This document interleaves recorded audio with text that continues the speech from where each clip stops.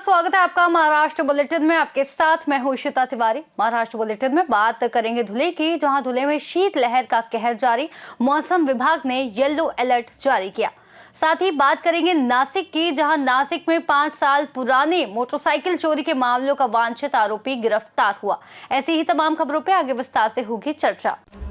धुले शहर और जिले में पिछले 3-4 दिनों से तापमान में भारी गिरावट जारी है। जिले में तापमान अब मात्र 5 से 6 डिग्री सेल्सियस तक पहुंच गया है, जिससे शीतलहर का प्रभाव और भी बढ़ गया है। भीषण ठंड के चलते नागरिक अलाव और गर्म पेय पदार्थों में शरण ले रहे हैं। सुबह सुबह धुलेवासी अपने घरों से निकलकर ठंडी हवा का आनंद भी ले रहे हैं, लेकिन इसके बावजूद जनजीवन प्रभावित हुआ है। मौसम विभाग ने जिले के लिए येलो अलर्ट जारी किया है और लोगों को ठंड से बचाव के उपाय अपनाने की सलाह दी है।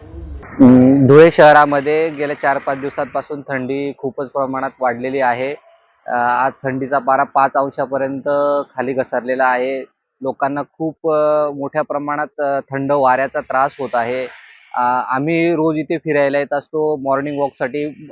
हजारोच्या संख्येने या ठिकाणी धुळे शहराच्या पांझरा नदी किनारी लोक येत असतात, पण आता काही थंडीचं प्रमाण वाढल्यामुळे ज्येष्ठ नागरिकांचं प्रमाण थोडं कमी झालेलं आहे, पण तरी उत्साह आहे लोकांमध्ये। थंडी वाढली आहे, त्याचा आरोग्यासाठी खूप चांगला तसा फायदाही आहे। रब्बी हंगामालाही याचा फायदा होईल, शेतकऱ्यांना याचा उपयोग होईल, चांगले पिकं येतील, पाणी यावर्षी भरपूर प्रमाणात आहे, त्याचा फायदा शेतांना आणि गव्हाचा हरभरा अशा पिकांना सुद्धा होईल। काही प्रमाणामध्ये शाळांमध्ये मुलांची उपस्थिती कमी झालेली आहे। थंडी खूप वाढल्यामुळे शाळेचं वेळापत्रक बदलावं असं आमची पालक म्हणून एक अपेक्षा आहे। याची प्रशासनाने दखल घ्यावी ही अपेक्षा। धन्यवाद। धुले से सी न्यूज संवाददाता नीलेश परदेशी की रिपोर्ट। 10 दिसंबर को कापडणे गांव के मुख्य चौक में विद्यार्थियों एवं ग्रामस्थों ने एकत्रित होकर सामुदायिक रूप से पतंग और मांझा की होली कर पतंग न उड़ाने की सामूहिक शपथ ली। साथ ही गांव के पतंग विक्रेताओं से भी भावनात्मक अपील की गई कि वे पतंगों की बिक्री बंद करें। बीते दिवस गांव में एक अत्यंत दुखद घटना घटी। स्कूल जाने के लिए घर से निकला छात्र रक्षित प्रभाकर पाटिल समय कम होने के कारण कुछ दोस्तों के साथ 3 मंजिला इमारत की छत पर पतंग उड़ाने चढ़ गया। इसी दौरान वह छत से नीचे गिर गया, जिससे उसका अत्यंत दुखद निधन हो गया। सायकाल को ग्रामस्थों और परिवार ने भारी मन से रक्षित को अंतिम विदाई दी। घटना के संदर्भ में आज स्कूल के अधिकांश विद्यार्थियों तथा सामाजिक कार्यकर्ताओं ने मुख्य चौक में एकत्र होकर अपने पास मौजूद सभी पतंग और मांझा जमा किए तथा सामुदायिक दहन किया। इस कार्यक्रम में नवल अन्ना पाटिल, भटू आंबा पाटिल, राजेंद्र पाटिल, पत्रकार जगन्नाथ पाटिल, विठोबा माली, भूषण ब्राह्मणे, संदीप पाटिल सहित गांव के अनेक विद्यार्थी व नागरिक बड़ी संख्या में उपस्थित थे। काल दिनांक 9 डिसेंबर रोजी आमच्या कापडणे गावात अतिशय दुःखद घटना घडलेली आहे। इयत्ता 5वीत शिकणारा विद्यार्थी वेद प्रभाकर पाटील याचा पतंग उडवताना 3ऱ्या मजल्यावरनं अचानक तोल जाऊन दुर्दैवी असा त्याचा मृत्यू झालेला आहे। अशा वाईट घटना घडल्यामुळे संपूर्ण आमच्या कापडणे गावासह परिसरावर एक दुःखद वातावरण निर्माण झालेलं आहे। तर याच्यातनं अशा घटनेतनं सर्वांनी, पालकांनी, विद्यार्थ्यांनी व सर्व ग्रामस्थांनी असा बोध घेतला पाहिजे की पतंगसारख्या उडवणाऱ्या याच्यामुळे जो विद्यार्थ्यांवर किंवा लहान मुलांवर जो दुष्परिणाम येतोय त्याच्यावर बंदी यावी व पतंग उडवण्याचा बंद करण्याचा निर्धार आमच्या सर्व ग्रामस्थांनी आज व्यक्त केलेला असून पतंगाची या ठिकाणी नवीन दरवाजा चौकात सर्व ग्रामस्थांसह विद्यार्थ्यांनी होळी केलेली आहे। तरी पतंग यापुढे आमच्या कापडणे गावात कोणी उडवणार नाही याची सर्व विद्यार्थी व आम्ही सर्व ग्रामस्थ नेहमी दक्षता घेऊ, तसेच सर्वांनी याविषयी जागरूकता ठेवी हे असं आवाहन करतो। काल म्हणजे मंगळवार दिनांक 9/12/2025 रोजी 11:30 वाजता चिरंजीव वेद माजी सरपंच झोपा खंडू पाटील यांचा नातू 11:30 वाजता जेवण करून शाळेत जातो असं म्हणून तो दप्तर घेऊन चौकात उभा होता, पण गाडी आली नाही म्हणून तो त्याच्या मित्रासोबत दुसऱ्या गल्लीत गेला व तिथे काही मुलं पतंग उडवत होती। त्याला तो पतंगाचा मोह झाला आणि वर चढून तो पतंग उडवण्यास गेला व त्या मोहाच्या भरात तो पतंग उडवत असताना मागे ढग होता, ती 3 मजली बिल्डिंग होती, तिथून त्याचा तोल जाऊन तो 3 मजली बिल्डिंगवरून त्या ढगमध्ये जमिनीवर पडला व त्याचा जीवनाचा या पतंगाच्या मोहापायी त्याचा अंत झाला। त्याचं वय 11 वर्षाचं होतं। या कुटुंबात, या गावात त्याच्यामुळे सर्व शाळांमध्ये विद्यार्थी, शिक्षक यांनी एक चांगल्या प्रकारे एक मेसेज द्यावा की पतंग बिल्डिंगवरून असो किंवा जमिनीवरून असो, त्याचा जो मांजा तयार केलेला असतो त्याच्यात काचेचे बारीक तुकडे करून टाकलेले असतात।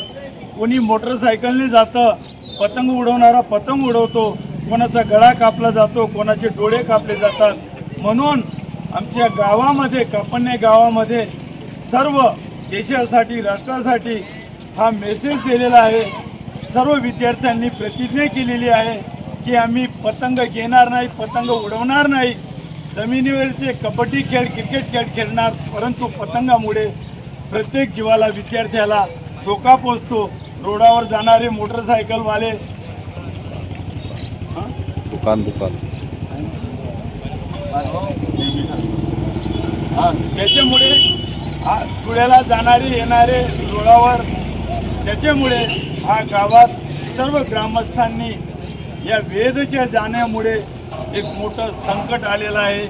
आणि आपल्या पाल्यांना प्रत्येक पालकांनी, शिक्षकांनी एक समज द्यावी, कारण ते बालक अज्ञान असतात, त्यांना खेळाचा मोह असतो, परंतु या खेळापासून, पतंगापासून लांब राहावं असा एक प्रकारे मेसेज आमच्या कापण्णे गावातील सकाळचे पत्रकार जगन्नाथ पाटील सर असेल, भूषण ब्राह्मण याचे सर्व ग्रामस्थांनी।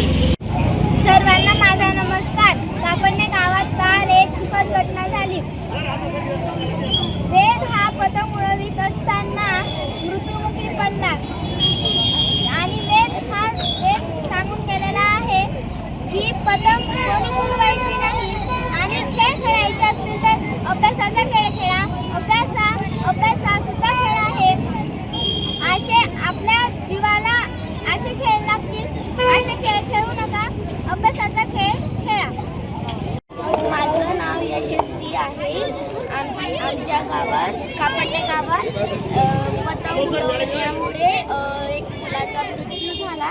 म्हणून पतंग उडवू नका, अभ्यास करा आणि आपल्या जीवनाची पतंग उडवा। धुले से सीनियर संवाददाता नीलेश परदेसी की रिपोर्ट। मुंबई के गोरेगांव वेस्ट के सिद्धार्थनगर इलाके में आवारा कुत्तों का आतंक दिन ब दिन बढ़ता जा रहा है और लोग डरे हुए हैं। आदर्श विद्यालय स्कूल के पास के इलाके में ये कुत्ते अचानक सड़क से गुजरने वाले लोगों पर हमला कर रहे हैं। अब तक कई लोग घायल हो चुके हैं। स्कूल का इलाका होने की वजह से छोटे बच्चों को भी गंभीर खतरा है। मिली सीसीटीवी फुटेज में साफ दिख रहा है कि एक आवारा कुत्ता सीधे एक सिक्योरिटी गार्ड पर कूदा और उसके कंधे पर काट लिया। इससे इलाके में डर का माहौल और बढ़ गया है। लोगों ने प्रशासन से तुरंत कदम उठाकर इन आवारा कुत्तों पर काबू पाने की मांग की है। असं आहे की तिथे ना काही रस्त्यावर अनेक कुत्रे वावरतात आणि ते भटकी कुत्रे आहेत। एखादं समजा कोण तिथे एकटा तिथे वावर करत असेल किंवा चालत असेल तर ते त्याच्यावर बघून ज्या पद्धतीने एकटा असेल ते हल्ले करतात, ते तो त्याचा लचका तोडणं किंवा अंगावर चावणं हे इतकं भयंकर असतं की त्याला पण कळत नाही की काय झालं आणि तो इतकं म्हणजे घाबरून जातो व्यक्तींना। त्यात समजा कोणतरी सामाजिक कोण लोक चालण्या बिना रस्त्याची लोक आली आहेत, त्याच्यासमोर काहीतरी दगड टाकलं किंवा काही बांबू टाकलं तर ते थोडेफार, पण तरीसुद्धा ते भटकी कुत्रे असे आहेत ना, न कोणाला ऐकणार, त्याच्या फटकन अंगावर येतात आणि इतका जोरात चाव मारतात ना। एखादं विधू महिला पण तिकडे चालणारी आहेत, तिथे त्या भागाला आमच्या इथे शाळा पण आहे, जे लहान विद्यार्थी पण तिकडे, पण कसं आहे दिवसा ढवळीनं जास्त क्राऊड असल्यामुळे ते हल्ले करत नाही। फक्त संध्याकाळचा असा टाईम झाला किंवा दुपारचा असा काहीतरी मधला टाईम असेल तिथे कोण नसेल आणि समजा एखादा कोण लहान मुलगा गेला, वृद्ध महिला गेली किंवा कोणतरी असं व्यक्तिगत असं एकटा असेल तर त्याच्यावर ती लोक फटकन चाव मारतात आणि अशी चाव मारतात त्या टायमाला ते 1चे 2, 2चे 4 कधी होतात त्यांचं कळत नाही आहे। आणि एवढं भीतीचं वातावरण आहे ना की काही आमच्यासारखी जुनी लोक जे तिथून ज्यांना तो रस्ता यायची वायवा मालती आहे, कसे जायचं काय जायचं, त्याच्यामुळे आम्ही पण सुद्धा तो रस्ता कधी टाळतो। हा, पण दिवसाडे आमच्याकडे काही लोक तिथे संख्येने जास्त लोक असतात, त्याच्यामुळे आम्ही लोक काही गोष्टी जायचा प्रयत्न करतो। पण अशी भीतीचं वातावरण आहे आमच्याकडे की बाबा ते कधी कुठेतरी अंगावर येऊन असे करतं की ते आम्ही पण सुद्धा गाडी चालवताना कधी आले पटकन अंगावर असं पटकन येतात त्यावेळी ती भीती वाटते की अरे काय जातं आमचं डिसबॅलन्स बिघडतं, आम्ही गाडी घेऊन पडतो त्या टायमाला तिथे. कसं यावर महानगरपालिका हे दुर्लक्ष करते का? कुत्र्यांवरती कुठलीही कारवाई केली जात नाही का?